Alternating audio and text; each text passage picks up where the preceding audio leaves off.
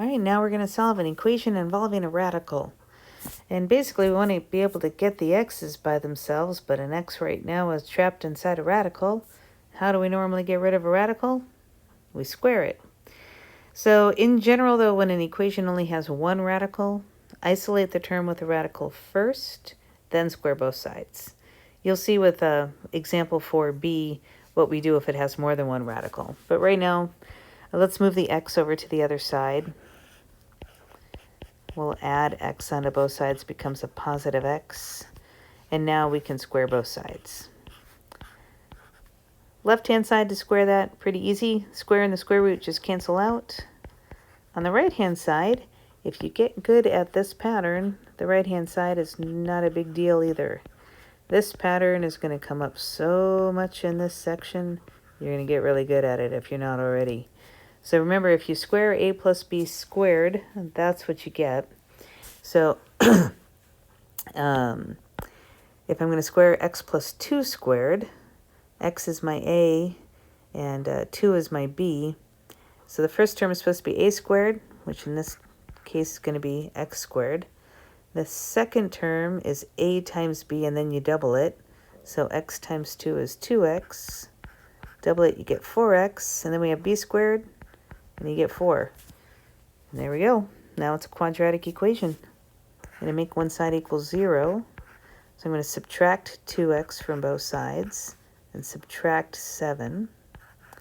This guy will factor into, I don't know why I said you.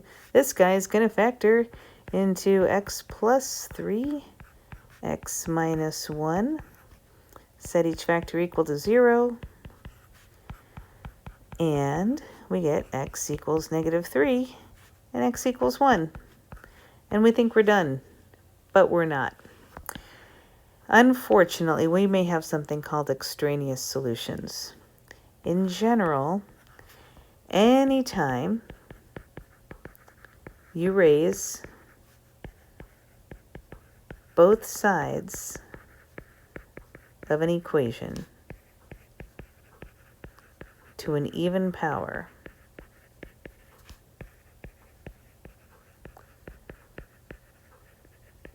you have to check for extraneous solutions.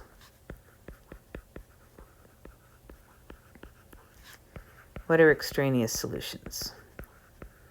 Well, extraneous solutions are solutions that you get, but then when you plug them back into the original equation, they actually don't work. So they're not solutions after all. So it's kind of a weird name that we call them extraneous solutions, because they're not solutions. They don't work. So here's what I mean. Move this up a little bit, give myself some room. Let's go ahead and we will check x equals negative 3.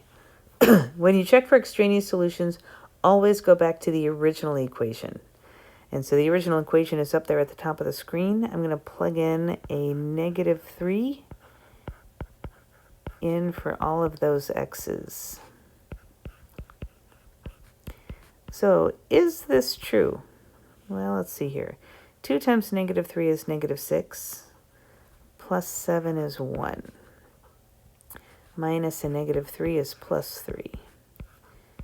Is that true? Well, square root of 1 is 1. And, well, 4 does not equal 2. Negative 3 didn't work. It's called extraneous. Let's check x equals positive 1.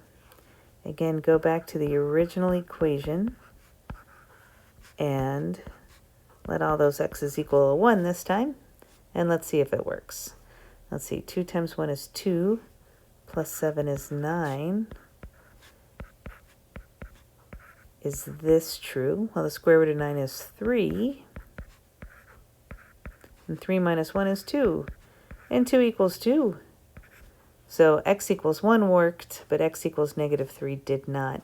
Notice, by the way, when I'm checking my solutions, I plug in the value I'm checking, and then I'm working each side of the equation independently.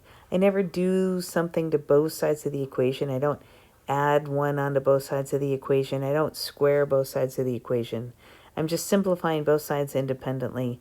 And I work all the way down until either, until it's fully simplified. I didn't stop at 3 minus 1 equals 2. Even though we know that's true, I had to go all the way down to 2 equals 2. It's just, you want to be mathematically, you want to use formal mathematical grammar. That's just how we do it. Anyway, x equals negative 3 was extraneous.